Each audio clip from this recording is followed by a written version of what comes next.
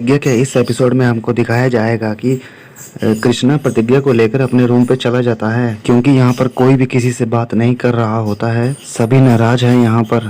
फिर कोमल दिखाई जाती है। कोमल अपने घर जा रही होती है। कोमल यहाँ पे अपने घर के शीशे में पत्थर मारती है। क्यों क्यों बाबा, मैं कोई सामान हूँ क्या? तुम प्रतिज्ञा के बदले मुझे वहाँ दे के आए थे। कोमल यहाँ पे बहुत ही गुस्से में होती है और हमें पत्थर मारती हुई दिखाई जाती है। सज्जन सिंह पे भी कोमल जोर जोर से चिल्लाने लगती है, तुम क्या देख रहे हो सज्जन सिंह, तुम भी मेरा कुछ नहीं कर पाओगे। प्रोफेसर साहब भी कोमल को घर वापस ले जाते हैं और अंदर सज्जन सिंह भी देख रहा होता है। कृष्णा प्रतिज्ञा को शांत करवाने की बहुत कोशिश करता है। प्रतिज्ञा रो रही है। कृष्णा प्रतिज्ञा को समझा रहा है, मैं तुम्हें रोता हुआ नहीं देख सकता बाबू, तुम मत रो। क्यों रो रही हो तुम? जो भी होता है अच्छे के लिए होता है। हमारी किस्मत में नहीं था तो हमें नहीं मिला, पर हम फिर भी तुम्हारे साथ बिल्कुल खुश हैं और जिंदगी भर ऐसे ही खुश रहेंगे। तुम परेशान मत हो, मैं तुम्हारे साथ हमेशा हूँ और मैं हमेशा तुम्हारे साथ ही रहूंगा और हमें यहाँ पे कोई भी दिक्कत नहीं होगी। कृष्णा और प्रतिज्ञा यहाँ पर बहुत ही ज्यादा रोते हैं। कृष्णा कहता है, मुझे नहीं चाहिए बच्चे, हम ऐसे ही ठीक हैं। यहाँ पर हमें आरुषि दिखाई जाती है। फिर कोमल भी अपने घर वापस आ जाती है। कोमल भी बहुत यहाँ पर तोड़ फोड़ करने लगती है। उसने कोर्ट में जो बोला था उसी बात पर लेके कोमल यहाँ पे बहुत ज्यादा गुस्सा होती है। आदर्श ने बोला था कि प्रतिज्ञा के बदले हमने कोमल के साथ शादी की थी, इसी वजह से कोमल बहुत ज्यादा नाराज है और अपने ससुर से भी यही बात कह रही है। वो कहती है, हमारी शादी चाहे जैसी भी परिस्थितियों में हुई थी पर हमने आदर्श को अपना पति मान लिया था। हमारी एक बच्ची भी है, फिर भी आदर्श को यही लगता है। यहाँ पे आरुषि अपने भाई को बोलती है कि भैया आप ऐसा क्यों बोल रहे हैं, जो कुछ होना था वो हो गया, अब समय बदल चुका है। प्रोफेसर साहब आदर्श को कहते हैं कि कोमल से माफी मांगो, तो फिर आदर्श कोमल से माफी मांग लेता है और कोमल कुछ भी नहीं बोलती है और रोती रहती है।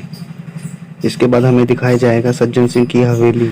सज्जन सिंह का पूरा परिवार बाहर इकट्ठा हुआ है और प्रतिज्ञा और बाबा अंदर रूम पे हैं और फिर मेनका भी वहाँ पर आग लगाने लगती है।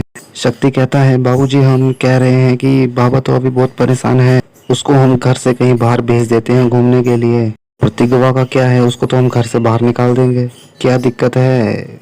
बांझ का हमारे घर में क्या काम है? माँ नहीं बन सकती तो क्या काम है उसका, बोझ ही तो बन रही है वो। सज्जन सिंह यहाँ कहता है कि इतना आसान नहीं है ये सब कहना। जो हमारा बाबा है ना वो प्रतिज्ञा से बहुत ज्यादा प्यार करता है, प्रतिज्ञा को छोड़ेगा नहीं, तो इसीलिए तुम अपनी बुद्धि के साथ रखो। इसके बाद यहाँ पे ठकुराइन दिखाई जाती है। ठकुराइन कहती है कि हमारे बाबा की तो जिंदगी खराब हो गई प्रतिज्ञा के चक्कर में, अब तो दिमाग भी काम नहीं कर रहा, अब क्या करें। अब दादी जी भी यहाँ बोलती हैं कि तुम लोग जो कर रहे हो ना वो बहुत गलत है।